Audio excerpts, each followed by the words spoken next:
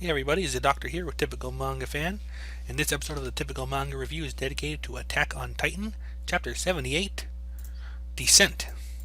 And on that descent, we have Erwin realized that they've got them, like the Titans have gotten them, while Bertold is still in the process of getting Donkey Konged into the battlefield. Yeah, and then he sees Bertolt sees Reiner, and then right now everyone's running away because they're afraid that he might become the Colossal Titan. Right. But he doesn't become the Colossal Titan. Actually, he goes and checks Reiner's body. Right, because he doesn't want to go Colossal Titan and kill Reiner in the process. And despite the fact that this guy's head just got chopped off, he was able to transfer his consciousness across his body's nervous system. This is bullshit. Well, it's something he did earlier. It's the same thing he did when Levy almost got him. I know that, but the whole thing is bullshit. Like even back when Levy did it, it's just this is such a. Even if it's a Soul Titan, whatever physics, when I see someone's head get chopped off, can we just have him die, please? Yeah, I mean, but it sounds almost like reading it again, almost like this might be like irreversible because it's the way is Bertold explains is like if you use your nervous system with a Titan's brain, you'll even be able to retain your memories, but it's a last resort. And he's surprised he actually did it. Maybe because it's dangerous, but I mean he did it in the end, and I just and maybe he's immobile right now, so that may be why too. I don't know, like it just I feel this is a little too OP. Like I get that Titans can do a lot of things, but I feel like this, like being able to transfer your consciousness to avoid having your actual body get ripped out. I mean to avoid having your actual body get hurt or killed is Of course, it's too OP. It's too OP. Same time though, if I'm understanding this thing correctly, that might mean his armored Titan body has become his real body. Basically. Yeah, which might take away a little bit of the OP-ness there. At least he wouldn't have that trick to use again. But anyway, so the Survey Corps are Aaron and the others are watching back, and they realize that they're safer now because Bertolt aborted his attack once he saw Reiner. Yeah. So right now, Armin, it's like, hey, Bertolt, let's talk. And I'm just like, what the frick? Yeah, he wants to take one last chance to negotiate the situation. Yeah, well, here. I mean, if you think about it, it does make sense because at this point they're doing everything they possibly can to avoid the Colossal Titan, right? Right. They do have a strategy for it though, where it's like wear it down by forcing it to use its strength on it. Yeah, I mean, so he basically tries to provoke Bertolt by saying, that they're basically torturing Annie, and that he's the only one who can free Annie from the cruel monsters in the military police brigade. Well, wait a second. Before we get a bit ahead of things here, Bertolt's like, if we talk, will you all agree to die? Like, we only have two demands. We want you to give us Eren, and we want all of humanity inside the walls to be wiped out. Yeah, that's pretty easy to demand. Yeah. And it's like, like, who decided that? Bertolt I did. I decided it. Your lives are coming to an end right here. Now, Danny brings up Annie, because they're trying to unsettle him. Yeah. So, basically, he says, you know what? Let her. So he basically says, whatever about Annie. I gotta do what I gotta do. Let them feed her to their pigs. That is, if he actually captured her, and though they did capture her, but and he said he confronts Armin, and they actually talks about like you're not. Did you actually think you were going to upset me by bringing up Annie?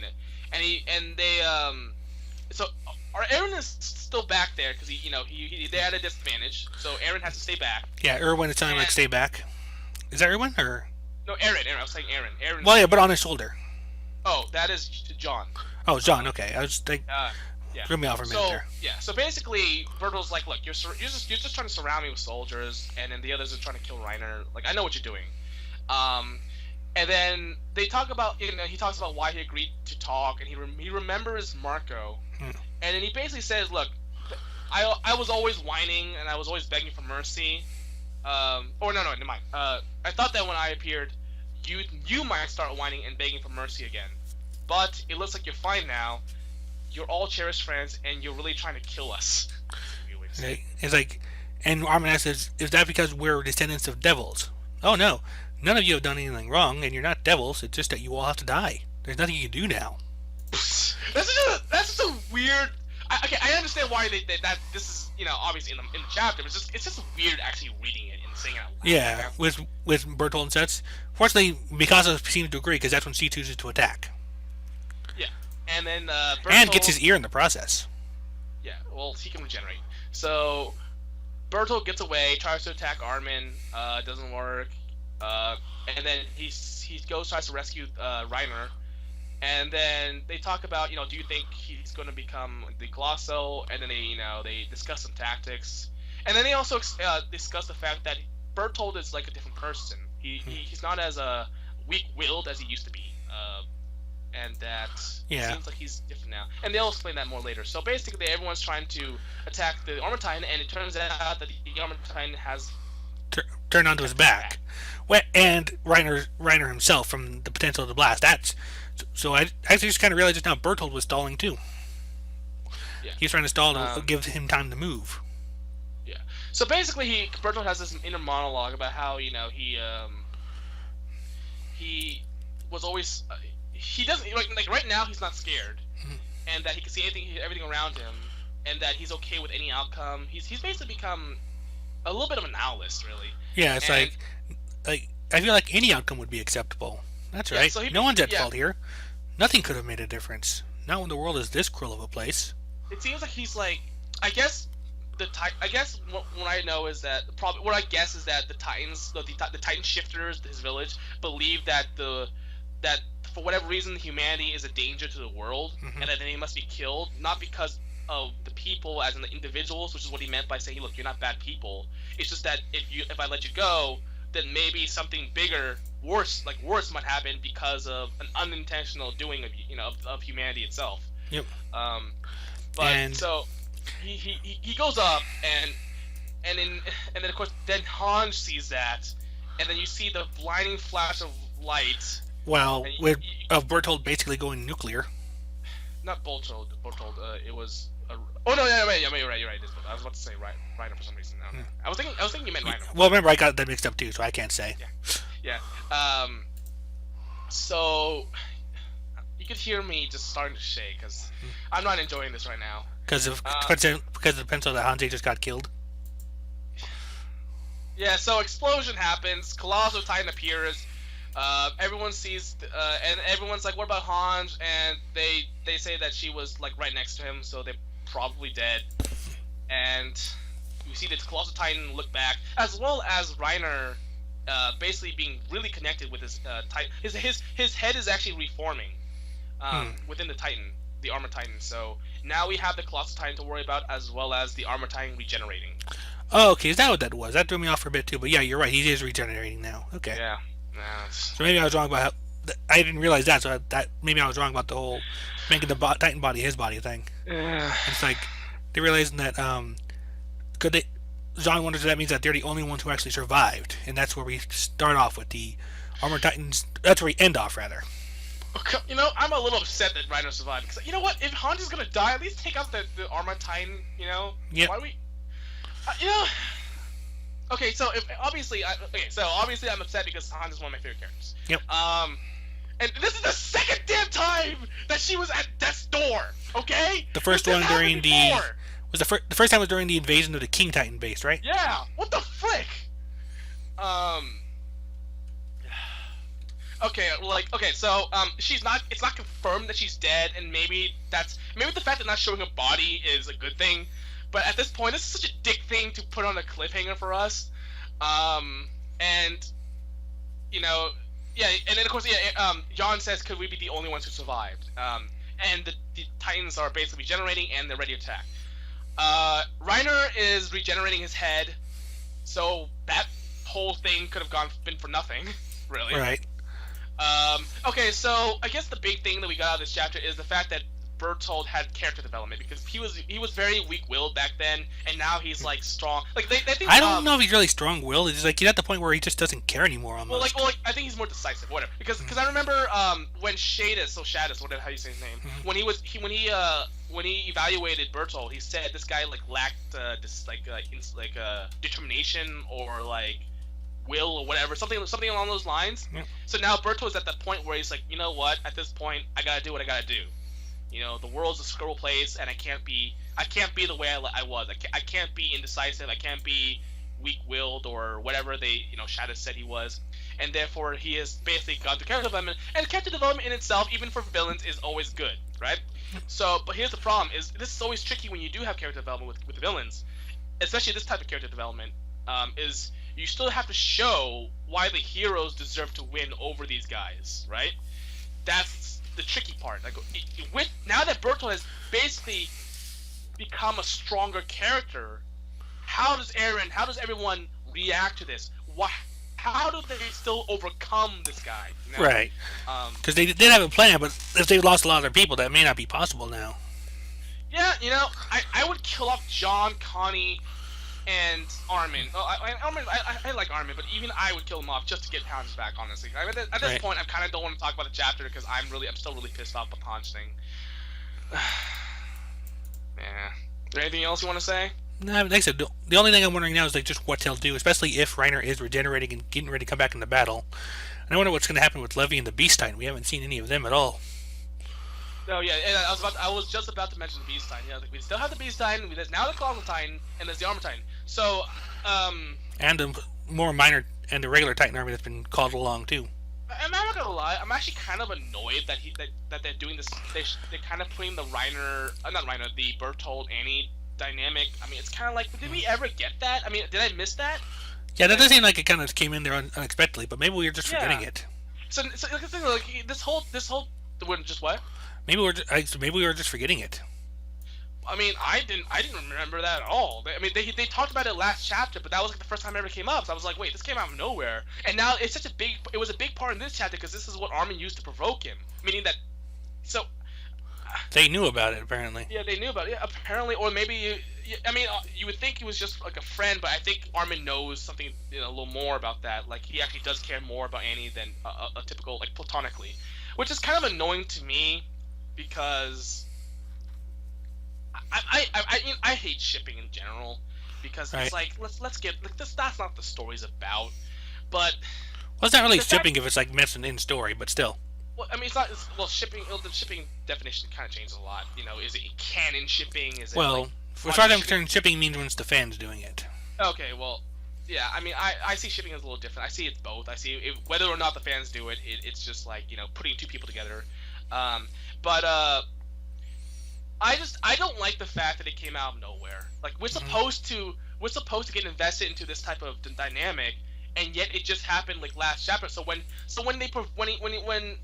Armin tries to provoke Bertolt, and if Bertolt, I guess the audience is supposed to be like, oh my gosh, he went there. It's like, well, we just learned about it last chapter. It's kind of hard to kind of be like, oh my gosh, he really did he really did something that was pretty like brutal to Bertolt's psyche. Yep. I mean, so when Bertolt says I don't care, it's like, well, I didn't think you cared at all until last chapter. I mean, I thought you cared as a friend. I didn't think you cared as like a romantic interest. Right. So it just came out something that I'd rather not have that.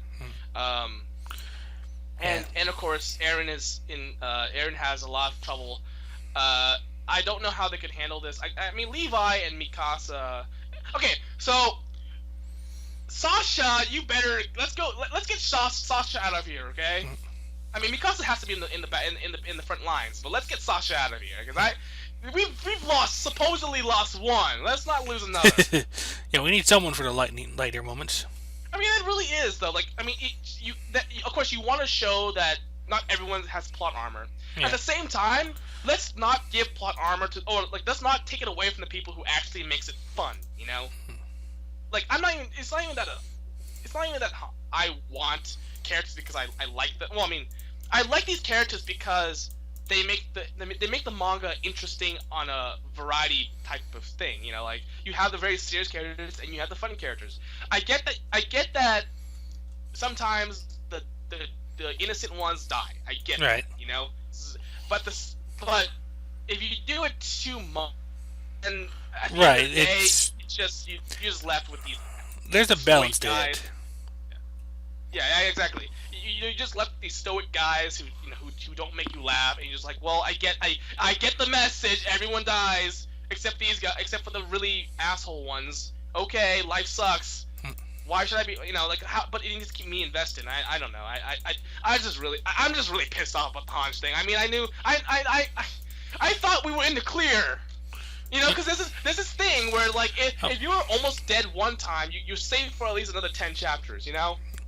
No, real quick, just a side thing. I've been doing some reading up on here.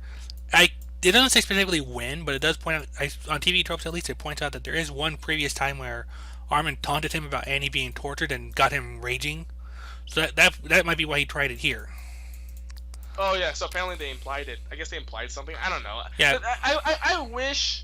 I wish if they really wanted to have the Annie and Bertolt thing that they showed that while they were still with the cadets. Then we could have been like, when Armin did provoke him, it would actually mean something big. Like big. Something more than just an ally being in danger. Yeah, because that's the thing. Like when they provoked him about Annie the first time, right? How are we supposed to take that as he's in love with Annie versus it's a friend, right? Mm-hmm. Because if they were platonic, it's just platonic, then and he got upset, we would still believe that, right? So why should that be romantic? So in the end of the day, it's like is there any reason for us to what makes it more special because it's romantic rather than just platonic? Because Aaron cares a lot about his friends, and he'd get really upset if they died. Heck, you saw how upset he got when the original crew of Levi's crew got killed. Like, they weren't exactly fighting the female Titan. Yeah, exactly. Yeah, the female Titan one. They weren't exactly. I mean, he still was trying to earn their trust, but he got upset when they died. So I mean, I would have taken that when Bolter got upset at Annie. I would have just taken that as platonic, and there's no reason to make it romantic. But I guess that's the direction they chose. Yeah. I'm not really for it.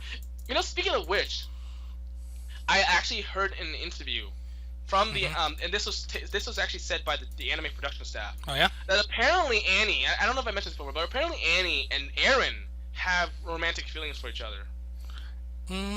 I could see it, at least pre-Titan reveal. Yeah, it was pre-Titan reveal. That there was unrealized romantic interest, and that's one of the reasons why it was such a big deal for them to basically try to kill each other. But I'm just to myself, oh come on, like can't we just stick with she was a friend? Do we have to go the romance direction just because they're guy and girl? That's the thing though. Like it wasn't. Saying it was unrealized romantic, romantic interest is just like if you actually watched the interaction, it was just she was a mentor. It's like she knew it was clear that she could teach him a lot of stuff. Let's just keep it simple, Let's not make it annoyingly complex. Like he was in love with her or something, or because then that just makes it really like it kind of makes it so that it's just between them rather than the fact that it's too specific. Whereas it would be better for character development if it was just general to the point where she was a friend who betrayed us, because that could apply to anyone. If it was I loved Annie and she betrayed me, then it just becomes an issue between him and Annie, rather than than an issue that would come up when Bertolt and Reiner betrayed them. That way you have a better overlying theme of the friends could still betray you rather than your loved one betrays you, because there's only one person you can love really in a story.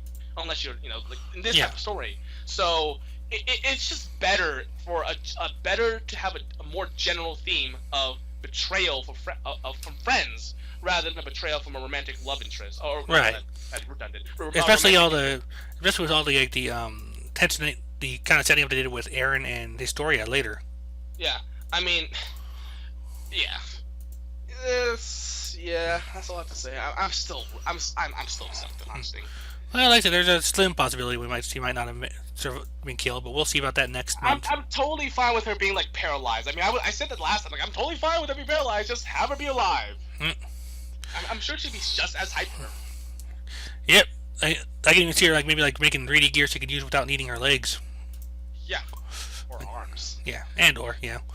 Anyway, so at this point, I think we're good to go here. That's been our review of Attack on Titan, Chapter 78, Descent. Go ahead and take us away. So energetic.